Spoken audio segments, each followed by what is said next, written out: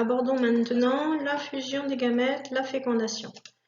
Donc pour l'accouplement et la rencontre des gamètes, on va voir un schéma synthétique qui présente à la fois ces étapes de rapprochement, mais également la maturation du spermatozoïde, qui va être indiqué en bleu, et la sélection des spermatozoïdes, sachant que chez les mammifères, en moyenne, moins de 10% des spermatozoïdes arrivent jusqu'à l'ovocyte.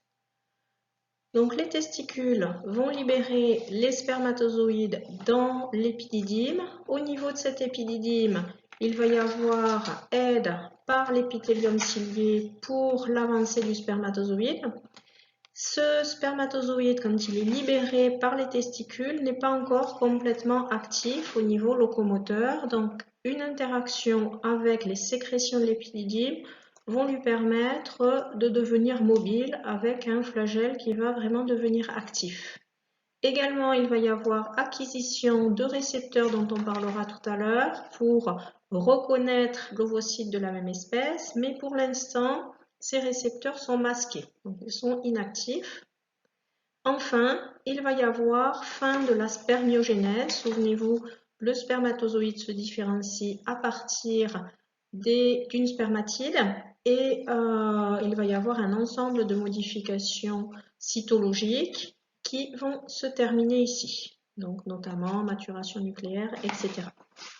Le spermatozoïde poursuit maintenant sa progression grâce notamment à l'activité de son flagelle propulseur, toujours aidé par l'épithélium cilié de l'ensemble de l'appareil reproducteur mâle, notamment ici du canal déférent, et ensuite de l'urètère. Donc il va y avoir émission au niveau du sperme.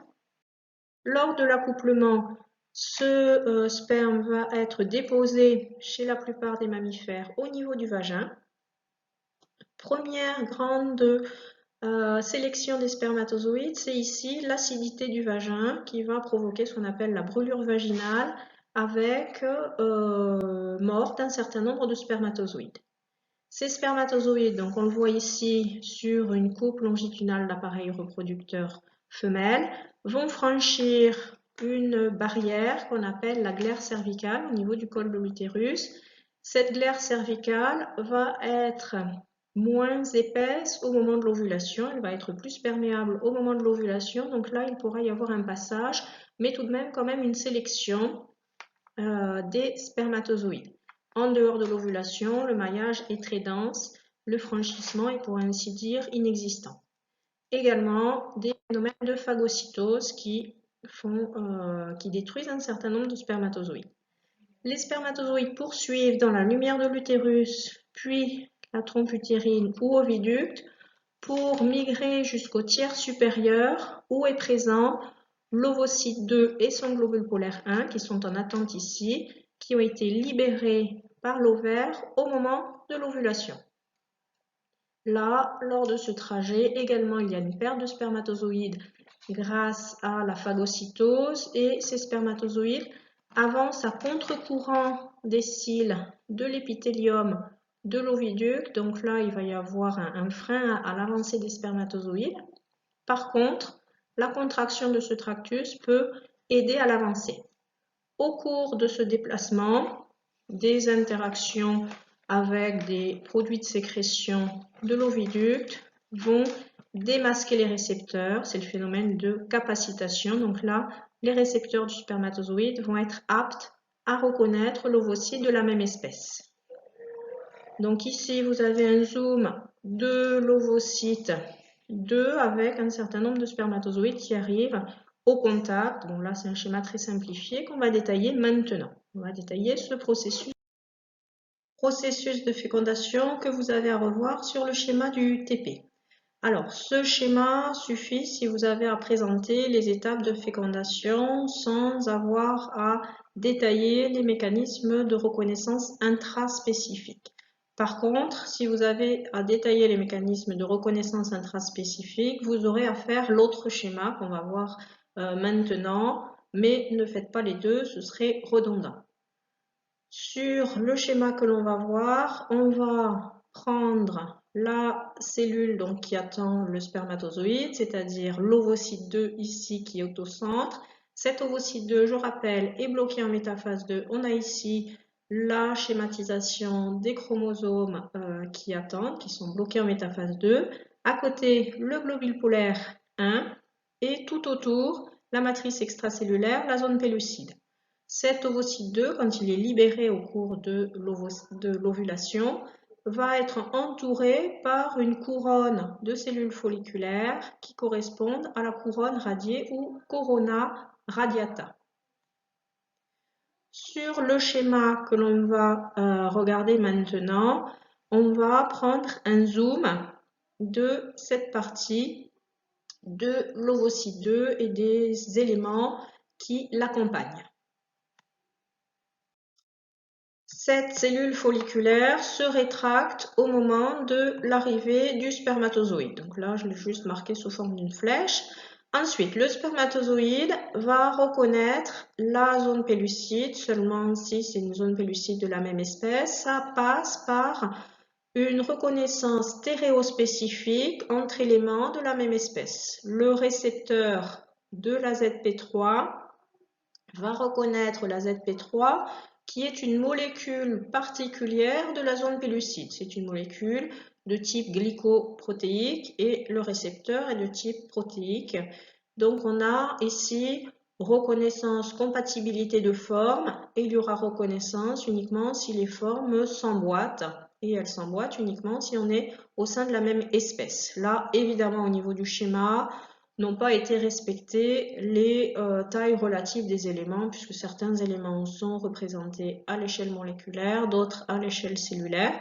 Donc, premier niveau de reconnaissance. Ensuite, il va y avoir, étape B ici, réaction acrosomale. Souvenez-vous, l'acrosome, c'est une poche contenant des enzymes hydrolytiques qui est présente devant le noyau. Il va y avoir entrée de calcium dans le cytoplasme qui va stimuler la fusion de la membrane de cet acrosome et de la membrane plasmique du spermatozoïde pour que ces enzymes hydrolytiques soient déversées et digèrent la zone pellucide. Je vous ai mis ici des exemples de noms d'enzymes mais qui ne sont pas forcément à reconnaître. À ce moment-là, une nouvelle reconnaissance intervient. Les noms des molécules impliquées lors de ces reconnaissances, ici j'en ai choisi, elles sont bien plus nombreuses que ça, elles sont très multiples. Donc je ne vous demande pas forcément de retenir ces noms particuliers, mais de bien retenir qu'il y a une reconnaissance au niveau de la zone pellucide. Le spermatozoïde continue son franchissement de la zone pellucide, la pénètre complètement, puis arrive au contact de la membrane plasmique. Là encore, nouvelle reconnaissance moléculaire avec phénomène de stéréospécificité intraspécifique. Et là aussi, un certain nombre de molécules vont être impliquées. Vous n'avez pas forcément à retenir cet exemple-là, on aurait pu en mettre d'autres, mais en tout cas, bien retenir qu'il y a des éléments du spermatozoïde qui vont reconnaître des éléments de l'ovocyte 2. Suite à ça, le spermatozoïde déverse systématiquement son noyau, ici qui est représenté sous forme un peu ovale, accompagné du centriole, qualifié de proximal, c'est-à-dire à proximité du noyau. Cette entrée provoque l'activation de l'ovocyte 2, c'est-à-dire que cet ovocyte qui était bloqué en métaphase 2 va finir la division 2 pour aboutir à des cellules haploïdes.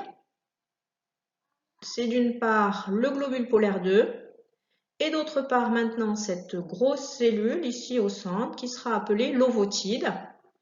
Donc l'ovocyte 2 va se transformer en ovotide et vous avez ici l'équipement chromosomique de cet ovocyte. Donc on a ici l'ensemble des chromosomes qui restent très serrés les uns contre les autres pour former une structure un peu compacte. Mais attention, ce n'est pas un noyau, hein. Il n'y a pas l'enveloppe nucléaire.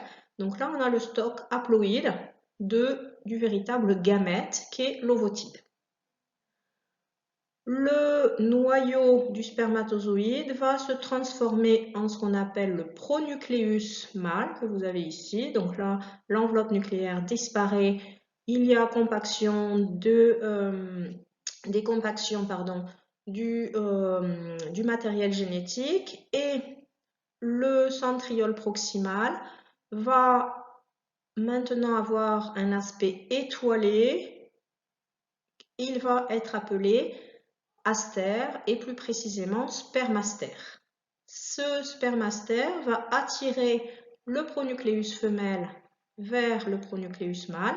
Les deux vont fusionner. On parlera d'amphimixie. Donc représenté ici, amphimixie, ça va être la réunion des stocks génétiques. Stock génétique N provenant du père, donc du spermatozoïde, et stock génétique N provenant de la mère, de l'ovotide, de l'ovotide.